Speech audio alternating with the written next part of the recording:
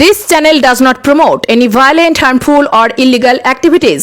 All content provided by this channel is meant for an educational purpose only.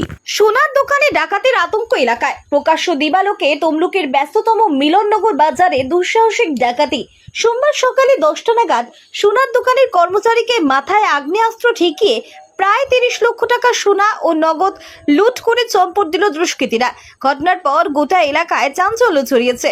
Police ও স্থানীয় সূত্রে খবর, সোনাপেতিয়া এলাকার বাসিন্দা পূর্ণ অধিকারী 116B জাতীয় সড়কের ধারে মিলননগরী সোনার দোকান রয়েছে। পাশাপাশি হোটেল ও হার্ডওয়্যারের ব্যবসাও করেন তিনি। আজ সকালে দোকানের দায়িত্বে ছিলেন কর্মচারী সুরজিৎ কর্মকার।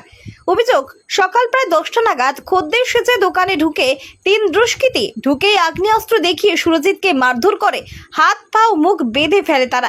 মুহূর্তের মধ্যেই নগদ অর্থসহ সোনার গহনা নিয়ে পায়ে হেঁটেই চম্পট দেয় ওই দুষ্কৃতীরা। লুটের পরিমাণ আনুমানিক নগদ ও সোনা মিলিয়ে প্রায় 50 লক্ষ টাকা। পরে কর্মচারীর চিৎকারে ছুটে আসেন আশেপাশের ব্যবসায়ী স্থানীয়রা। খবর পেয়ে দ্রুত ঘটনাস্থলে পৌঁছায় তমলুক ও কোলাঘাট থানার বিশাল পুলিশ বাহিনী।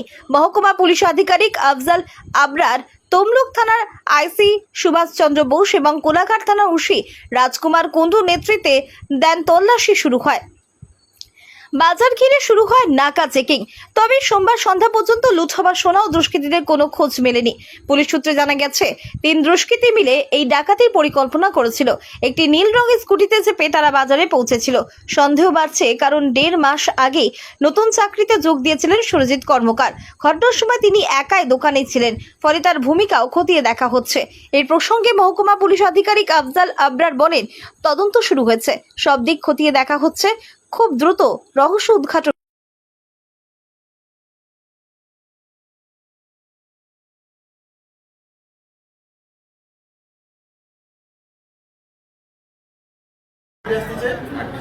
পিছনে কানে ব্যাগ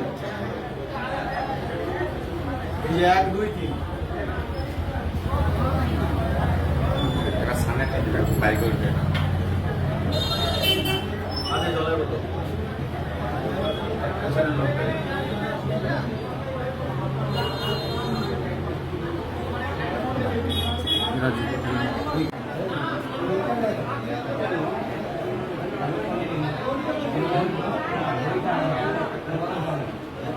এই দুজন সামনে ওই গ্যাসের গাড়ির কাছ থেকে পাস করতে দেবে।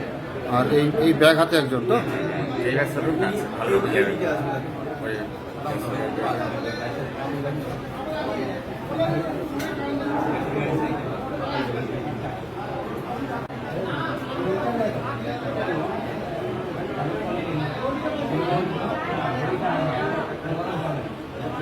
এই দুজন সামনে ওই গ্যাসের গাড়ির কাছ থেকে পাস করতে দেবে।